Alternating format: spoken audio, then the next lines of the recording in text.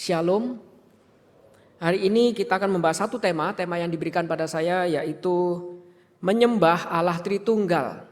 Yaitu bagaimana kita itu menyembah Allah Tritunggal. Saya sedikit ubah karena bagi saya lebih suka menambahkan satu kata, yaitu menyembah di dalam Allah Tritunggal. Menyembah di dalam Allah Tritunggal, dan ayat yang diberikan untuk kita sama-sama renungkan dari Yohanes pasal yang keempat ayat 19 sampai 24. Dengan tema menyembah di dalam Allah Tritunggal. Yohanes pasal 4 ayat 19 sampai ayat 24. Saya akan bacakan bagi setiap kita, demikian firman Tuhan. Yohanes pasal yang keempat ayat 19 sampai dengan ayat yang ke-24. Boleh ditampilkan? Oke, kita akan baca bersama-sama Yohanes pasal yang keempat ayat 19 sampai 24, demikian firman Tuhan.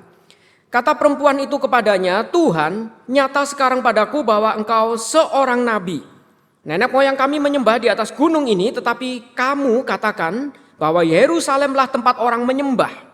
Kata Yesus kepadanya, "Percayalah kepadaku, hai perempuan, saatnya akan tiba bahwa kamu akan menyembah Bapa bukan di gunung ini dan bukan juga di Yerusalem.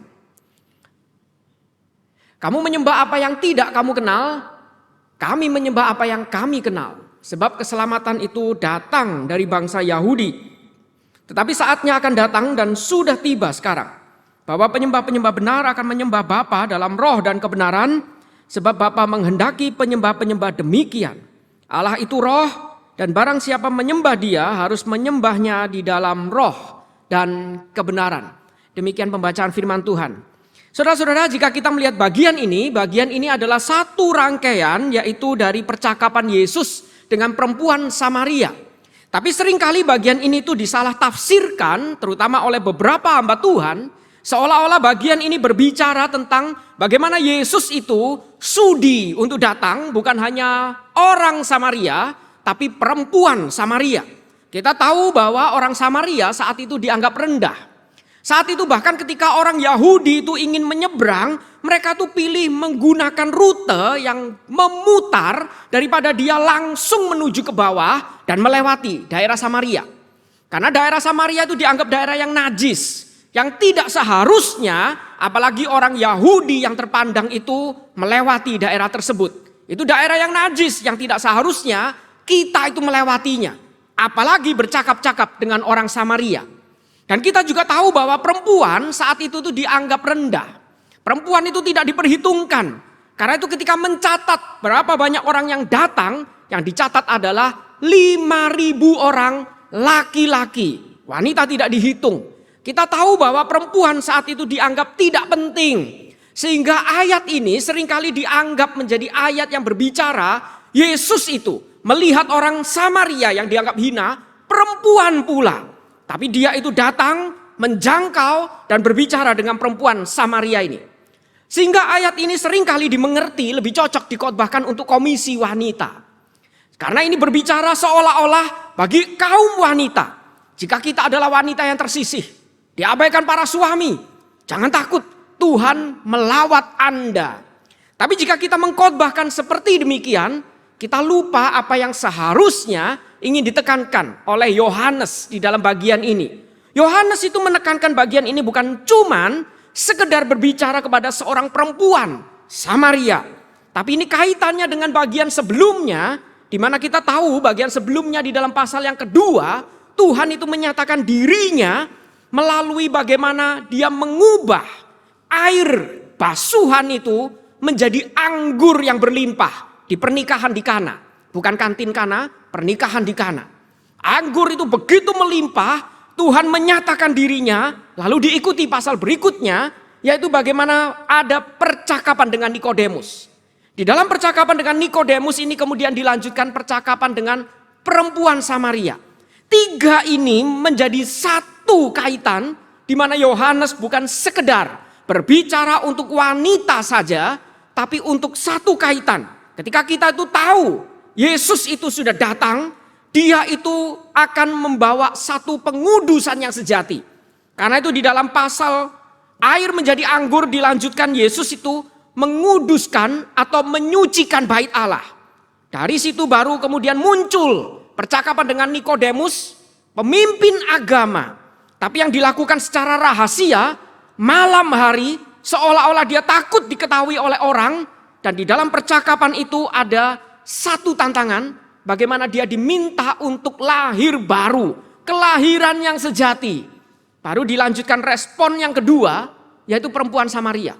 Percakapan dengan perempuan Samaria di mana Yesus itu mengingatkan, setiap kita yang sudah dikuduskan dengan pengudusan yang sejati, kita sudah lahir baru. Apa respon kita? Apakah kita itu menjadi penyembah yang sejati? True worshipers. Apakah kita itu menjadi penyembah yang sejati? Karena itu di dalam percakapan dengan perempuan Samaria dia mulai dari sumber air hidup. Itu yang harusnya terus mengalir dan memampukan kita itu menjadi penyembah yang sejati. Ini kaitan yang Yohanes itu ingin sampaikan kepada kita. Jadi sekali lagi ini bukan hanya berbicara tentang wanita yang tersisih, yang moralnya kurang baik. Dia memiliki banyak suami, tapi ini berbicara tentang bagaimana respon kita. Yang satu pemimpin agama, orang Yahudi, tapi dia bercakap-cakap kepada Yesus di malam hari secara rahasia, tapi kemudian diakhiri dengan senyap, tidak jelas bagaimana responnya. Yang satu adalah orang Samaria, wanita. Dan dia lakukan itu bukan di malam hari, waktu gelap, justru di waktu terang. Dan dia berbicara dengan Yesus, mengenal Yesus. Dan Yesus menyatakan dirinya sebagai Allah. Dan disitulah Yesus menantang, apakah kita itu menjadi penyembah yang sejati? Ini kaitannya. Dan sekarang kita mulai bertanya, kalau gitu apa itu yang dimaksud dengan penyembah yang sejati? True worshipers itu apa? Bagaimana kita itu menyembah di dalam Allah Tritunggal? Bapak Ibu, di dalam bagian ini kita harus mengingat kata ibadah, worship, kata penyembahan. Di dalam Alkitab itu paling banyak itu pakai dua kata, di mana dua kata itu yang pertama memang secara literal itu berarti kita itu seperti seolah-olah memberikan hati kita, diri kita untuk menunduk, menyembah kepada seseorang atau sesuatu. Kita itu secara literal, kita itu mencium tangan, menandakan kita itu menghormati dia, membungkuk, merendahkan hati. Kita itu memberikan diri kita untuk merendah di hadapan orang yang kita akui, dia itu lebih tinggi dari kita. Yang kedua itu adalah menggunakan satu kata, dengan semangat itu saya memberikan sesuatu. Sekali lagi sama, sebagai bentuk penghormatan. Saya memberikan persembahan, memberikan sesuatu, korban bakaran untuk suatu penghormatan. Bapak Ibu, dua kata ini kata yang berbeda digunakan di dalam sepanjang PB, sebenarnya tetap punya satu semangat, yaitu yang namanya ibadah. Itu berarti mempersembahkan sesuatu kepada Allah. Mempersembahkan sesuatu kepada Tuhan. Apakah itu diri kita, kita membungkuk, menyerahkan diri kita dengan pengakuan, saya itu tunduk di hadapan Tuhan, atau saya mempersembahkan sesuatu, yaitu korban bakaran, persembahan di hadapan Tuhan. Tapi yang namanya ibadah, ibadah yang sejati, itu adalah menyangkut bagaimana saya mempersembahkan sesuatu kepada Tuhan. Berarti ibadah yang sejati itu tidak pernah menyangkut kita, tapi menyangkut Tuhan. Karena itu kalau kita melihat fokus utama ibadah, itu seharusnya kepada Tuhan, bukan kita. Melainkan mempersembahkan diri kita kepada Tuhan. Sampai ini menjadi satu gaya hidup, ini menjadi satu kebiasaan. Karena itulah kita mengenal satu istilah, diri kita pun menjadi ibadah. Pekerjaan kita menjadi ibadah. Hidup kita menjadi ibadah. Berarti semua hal yang kita lakukan dalam hidup adalah kita pakai semua aspek untuk kita persembahkan di hadapan Tuhan. Itu ibadah. Karena itu di dalam bagian ini Tuhan itu menantang ketika kita tuh mengenal Dia, dikuduskan, lahir baru. Apakah kita tuh menyembah dengan betul-betul mempersembahkan hidup kita di hadapan Tuhan? Karena itu kalau kita melihat di dalam bagian ini satu persatu, poin pertama yang Tuhan itu tekankan, bagaimana kita bisa menjadi penyembah yang sejati. Dia mengingatkan menyembah itu fokus utama. objek penyembahan kita itu Bapa. Tuhan yang kita sebut Bapa. Kita baca sekali lagi ayatnya, dikatakan. Kata perempuan itu kepadanya, Tuhan, nyata sekarang padaku bahwa engkau seorang nabi. Saudara-saudara, bagian ini seolah-olah perempuan ini mengakui Tuhan itu seorang nabi.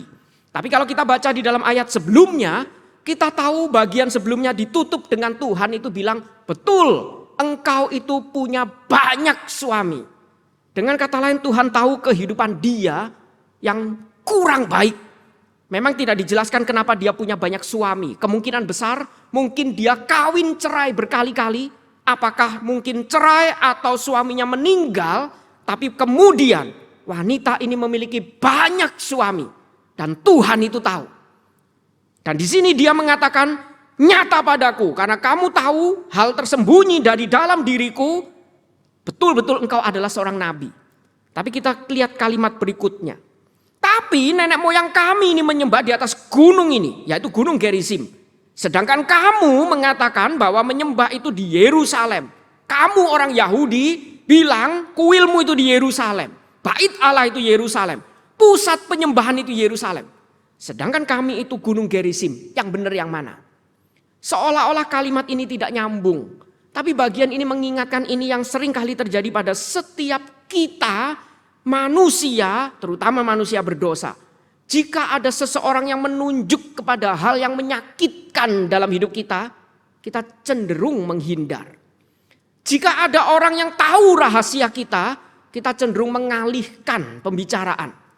Jika kita itu mulai terbongkar kehidupan kita, kita tuh cenderung tidak suka dan mulai menutupi diri dengan mengalihkan pembicaraan, terutama pembicaraan biasanya yang berbau rohani. Kehidupan moral dia sudah terbongkar. Yang dia permasalahkan adalah kehidupan rohani. Oke, saya moralnya kurang baik. Tapi kamu sendiri sebagai orang beragama, ibadah mana yang benar? Seperti orang Samaria yang mengatakan kuilnya itu di Gunung Gerizim. Atau seperti orang Yahudi yang mengatakan kuilnya, baitnya itu di Yerusalem. Yang mana yang benar? Bapak Ibu, itu seolah-olah seperti zaman sekarang kalau kita itu sedang mengkonseling orang. Kita itu tahu kehidupannya itu bermasalah. Kita ingin mengasihi dia, dia akan menghindar dengan bertanya sesuatu yang rohani. Jika Tuhan itu memang ada, coba jawab. Kenapa kamu saja ibadah masih ribut mau band atau enggak band? Mau bagaimana? Pakai layar besar atau layar kecil? Atau layar tancap?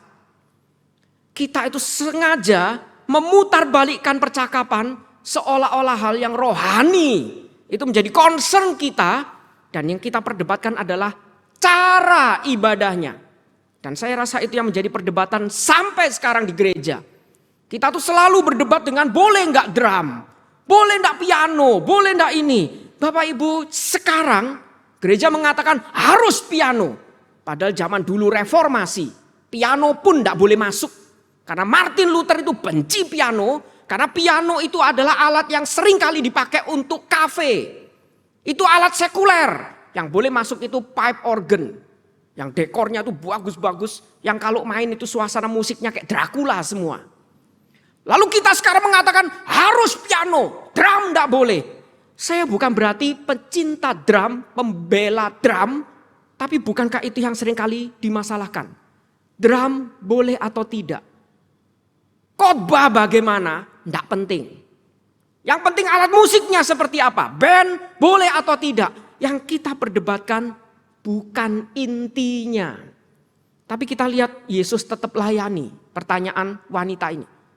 Justru bukan cuma melayani, Yesus itu putar balikkan untuk menunjukkan kepada dia. Justru Tuhan menantang, apakah kamu betul-betul mau menjadi penyembah yang sejati? Karena itu Yesus itu justru menjawab, percayalah kepadaku. Percaya apa? Saatnya itu akan tiba. Sekarang mungkin belum kelihatan, tapi saatnya akan tiba. Dan sebenarnya sudah dimulai dengan kedatangan dia. Yaitu saat apa? Saat kamu itu akan menyembah Bapa. Bukan menyembah yang lain, tapi menyembah Bapa. Bukan menyembah kuil, bukan menyembah alat musik, tapi menyembah Bapa. Dan menyembah Bapa ini bukan di gunung ini, yaitu Gunung Gerizim. versi orang Samaria. Bukan juga di Yerusalem, yaitu versi orang Yahudi. Bukan di kedua tempat itu, bukan orang Samaria yang benar, bukan Yahudi yang benar, tapi yang benar adalah orang Kristen sebagai penyembah sejati. Yang menyembah Allah. Bapak Ibu, bagian ini mengingatkan, betulkah kita datang setiap minggu, fokus kita menyembah Allah? Betulkah kita datang, fokus kita, pembicaraan kita, menyusun semua jalannya ibadah untuk menghadirkan Allah agar kita bisa menyembah Dia. Menghadirkan Allah bagi jemaat agar jemaat bisa menyembah Allah.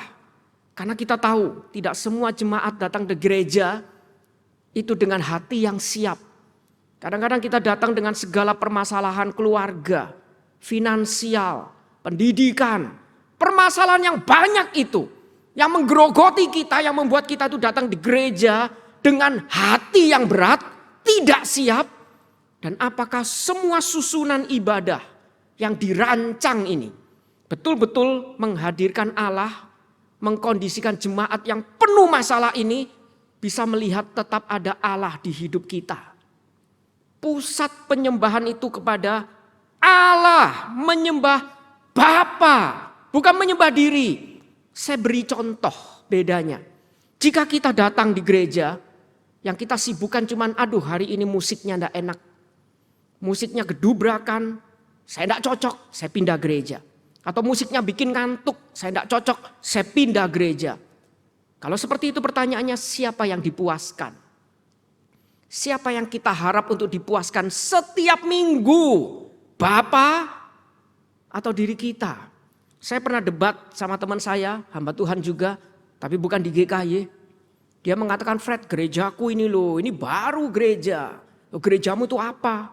Bikin ngantuk. Sudah khotbah bikin pusing, nyanyi bikin ngantuk. Apa enaknya? Ini loh gerejaku, ini baru gereja. Lalu dia tunjukkan rekaman gereja dia.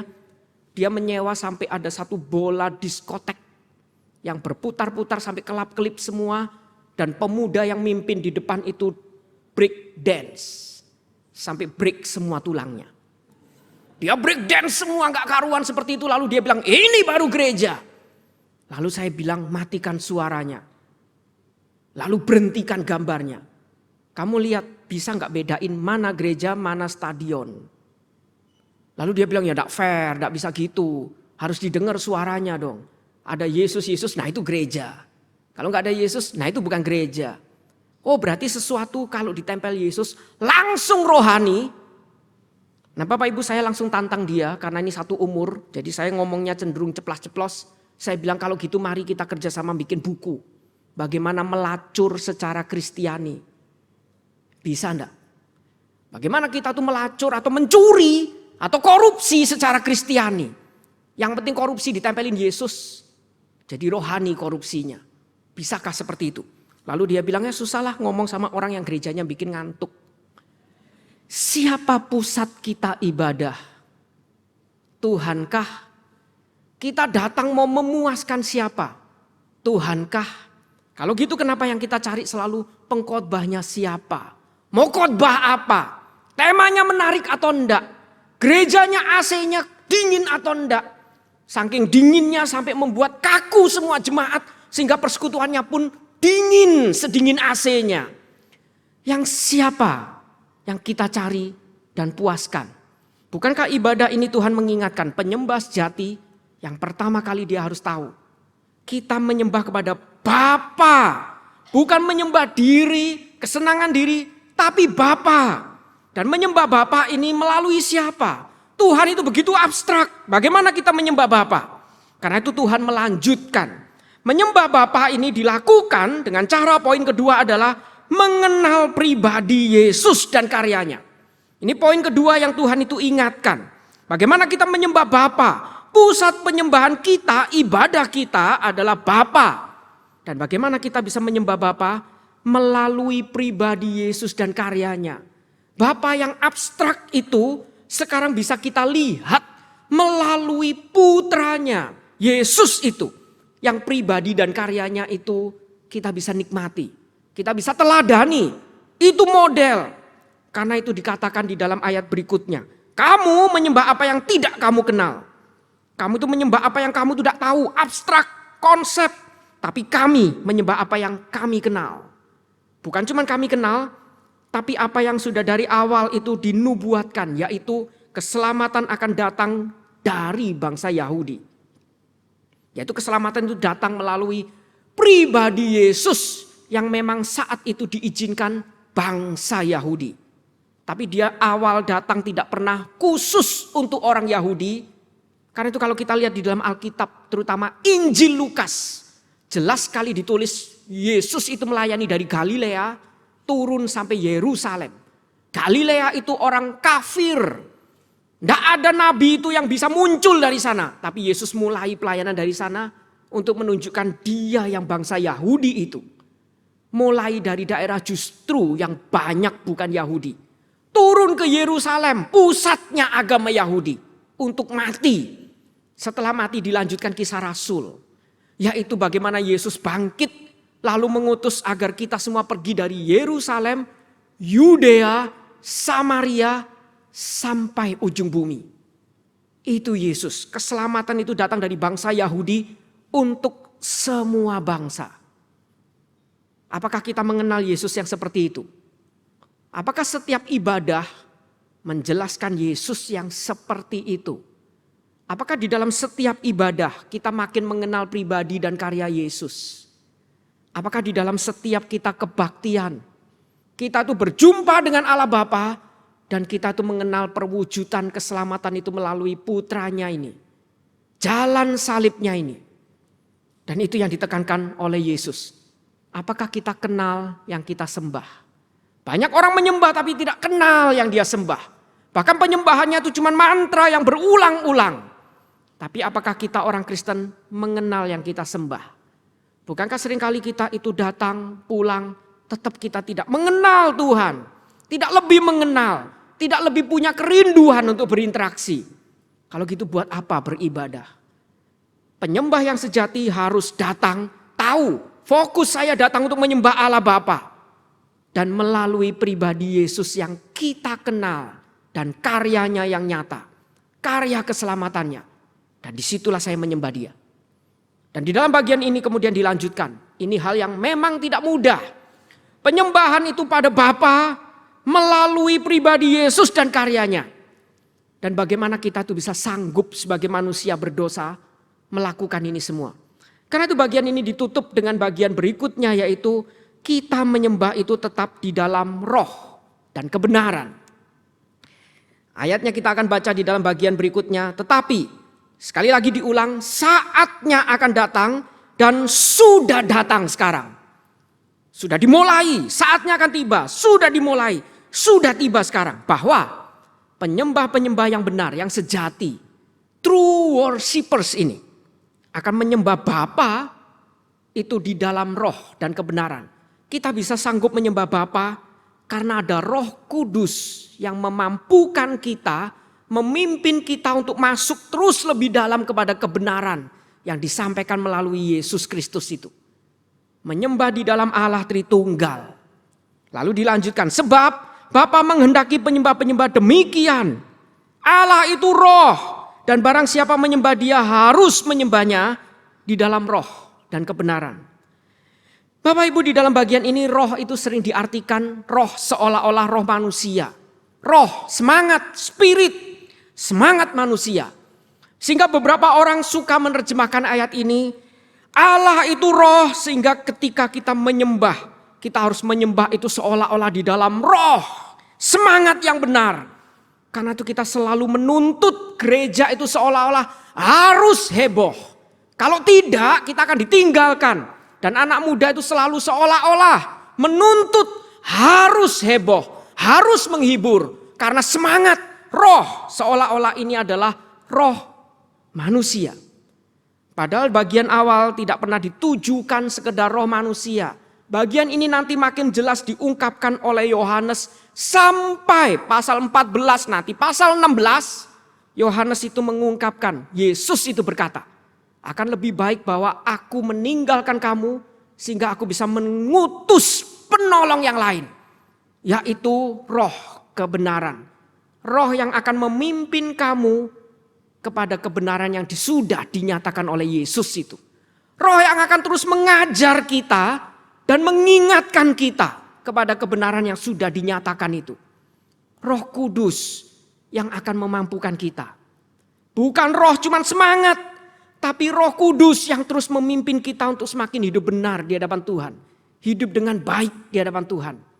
Itu penyembah yang sejati. Karena itu Bapak Ibu, kita melihat poin ini sekali lagi.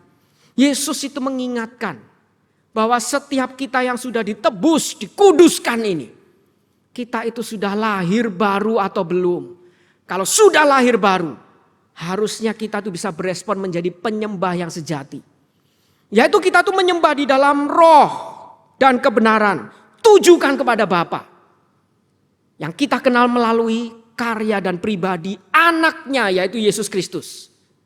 Dan kita akan terus dipimpin oleh Roh Kudus yang terus membuat kita tuh semakin mengarahkan hati kita beribadah yang benar. Mungkin kalau selama ini kita tuh terus mencari misal kepuasan kita, lama-lama kita mulai diubahkan untuk bisa mencari Tuhan. Bapak Ibu, sebagai hamba Tuhan, kita itu kan kadang-kadang satu minggu itu dipaksa untuk ikut ibadah berkali-kali. Ya kalau pengkhotbahnya bagus. Kalau pengkhotbahnya tidak bagus, saya suka dulu tuh ngeledek sama gembala saya yang lama. Saya bilang 1 kali dengerin aja mau bunuh diri. Suruh dengerin 3 kali. Bagaimana? Tersiksa. Saya rasa itu manusiawi bukan? Kita itu mencari preferensi pembicara tertentu, khotbah tertentu, ibadah dengan gaya tertentu. Tapi bukankah Roh Kudus yang akan mengubah kita untuk kita tuh makin pelan-pelan mulai bisa melihat dengan lebih baik. Dan akhirnya mulai suatu saat saya mulai berpikir, kalau kita itu ngomel terus, bagaimana kita bisa bertumbuh? Akhirnya yang terjadi adalah kita cari dong. Kalau hamba Tuhan ini membosankan, bagaimana saya tetap melihat ada suara Tuhan dititipkan melalui dia? Masa Tuhan yang panggil, Tuhan tidak menitipkan suaranya? Masa suara Tuhan bisa dihambat oleh hamba Tuhan tertentu? Jadi ketika kita tuh datang lihat khotbahnya yang membosankan, jangan buru-buru bunuh diri. Tapi coba cari tahu, kira-kira apa yang Tuhan itu titipkan. Sampai suatu saat Roh Kudus itu akan menggerakkan memimpin kita, kita itu mulai bertanya, kalau kamu sendiri yang khotbah kamu mau siapin apa? Mulai kita bisa membaca kenapa dia siapin gini. Sebenarnya apa yang Tuhan titipkan untuk bicarakan bagi kita. Kenapa dia membawa ke sini, bukan ke sini. Apa yang dia ingin bicarakan ke kita. Dan bukankah saya Pak rasa pembicara siapapun kita akan tetap bertumbuh. Karena Roh Kudus yang terus-menerus memimpin kita agar kita punya sikap hati yang benar. Karena itu Bapak Ibu, kalau kita ibaratkan ibadah ini sebagai suatu pentas. Pentas itu ada sutradara, ada juga yang namanya aktor, ada yang namanya penonton. Siapa aktor, siapa sutradara, siapa penonton? Tuhan itu siapa? Biasanya kita mengatakan paling mudah Tuhan itu sutradaranya. Aktornya siapa? Ya hamba Tuhan. Makanya saya di panggung ini dianggap seperti stand up komedi bukan? Kalau lucu diundang lagi, tidak lucu coret langsung namanya. Jangan diundang lagi.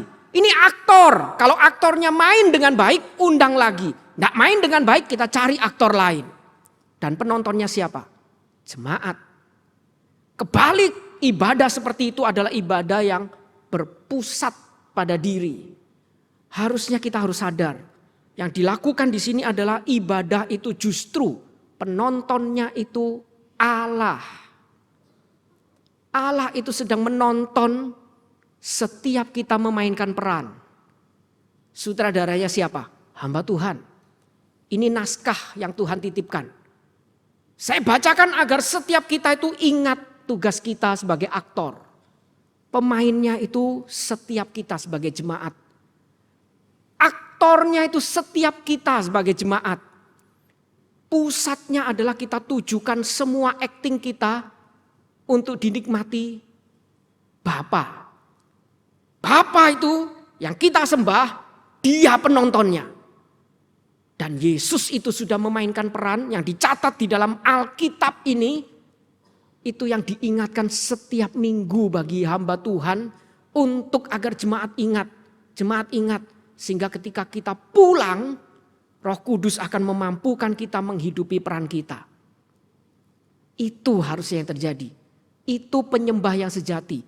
Dari situ baru kita bisa mengatakan hidup kita adalah ibadah. Karena setiap perilaku kita tujukan untuk ditonton kepada Allah yang kita sembah. Dengan peran yang sudah dimulai oleh Yesus Kristus yang kita teladani. Dengan roh yang terus memimpin memampukan kita untuk menghidupi kebenaran itu. Bapak Ibu, saya tahu kita datang itu penuh masalah. Bahkan minggu yang lalu saya dikejutkan oleh satu berita yang membuat saya sedih. Murid yang sudah belasan tahun tidak ketemu, yang dulu saya layani di sekolah, bahkan kita injili, sehingga kita bisa bawa dia dari non-Kristen menjadi Kristen, mengenal Tuhan. Dan sekarang dia pergi ke gereja, tapi di gereja tersebut ternyata dia penuh masalah. Dan dia barusan dapat kabar bunuh diri.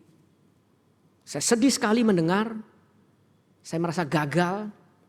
Saya sempat ketemu dia, janjian mau ngobrol, karena terlalu sibuk. Akhirnya tidak sempat ngobrol. Keduluan saya ngobrol dari hati ke hati di rumah duka. Saya tahu setiap kita tuh bawa masalah kita yang berat ketika kita datang beribadah. Tapi yang saya sedih satu hal. Mungkin kita hamba Tuhan kurang menekankan pada jemaat. Hidup berat tapi tetap ada Tuhan. Setiap hari Minggu kita datang harusnya kita diingatkan. Hidup berat iya, tapi tetap ada Tuhan. Karena itu Minggu itu selalu menjadi hari pertama, bukan weekend, bukan hari terakhir. Bagi orang Kristen Sabat itu bukan Sabtu, tapi hari Minggu. Dan Minggu itu bukan hari terakhir. Seperti yang kita maknai. Weekend, Minggu itu hari pertama. Week start. Yang membuat kita tuh mulai untuk berkumpul di tempat ini, kita mulai untuk mengingat suara Tuhan. Sehingga nanti mulai Senin kita melanjutkan hari ini kita diingatkan. Hidup kita berat, tapi ada Tuhan yang kita sembah. Sabar, jangan buru-buru akhiri hidup. Lihat bagaimana Tuhan nanti membuat kita senyum kembali. Lihat bagaimana Tuhan itu melalui karyanya yang diwujudkan, yang terus kita kenal melalui Yesus. Cari peran kita apa. Dan lakukan itu meskipun penuh dengan tangis air mata. Lakukan itu, Roh Kudus akan pimpin. Roh Kudus akan pimpin. Jangan akhiri hidup buru-buru, tapi nikmati hidup. Lihat pimpinan Tuhan yang kita sembah itu. Buat dia itu mengejutkan kita sekali lagi. Dan tangis kita akan diubah menjadi tawa. Tawa kita akan menjadi kesaksian bagi orang di sekitar kita. Bapak Ibu, saya kecewa, saya sedih. Saya terlambat bilang kepada dia, hidup masih layak dihidupi. Saya sedih. Saya datang ke rumah duka, saya cuma bisa lihat peti, foto, saya sedih. Tapi setidaknya hari ini saya mulai untuk mengingatkan setiap kita. Hari pertama kita datang di tempat ini, diingatkan masih ada Tuhan. Fokus pada dia, bukan pada kesenangan kita. Dan lihat apa yang dia inginkan untuk kita itu, peran kita jalankan. Dan minta pimpinan Roh Kudus untuk memampukan kita menjalankannya. Karena itu kita ada musik di gereja, satu kesatuan. Musik itu membawa kita tuh sadar kita datang untuk menyembah Tuhan. Dan ada firman Tuhan yang mengingatkan peran kita apa. Dan ada pengutusan yang diberikan di akhir ibadah untuk diingatkan ada Roh Kudus yang akan memimpin hidup kita. Menjalankan peran kita meskipun berat, tapi ingat tetap ada Tuhan. Hidupi itu, tunggu waktu Tuhan. Air mata kita akan diubah menjadi tawa. Mari kita tundukkan kepala kita berdoa.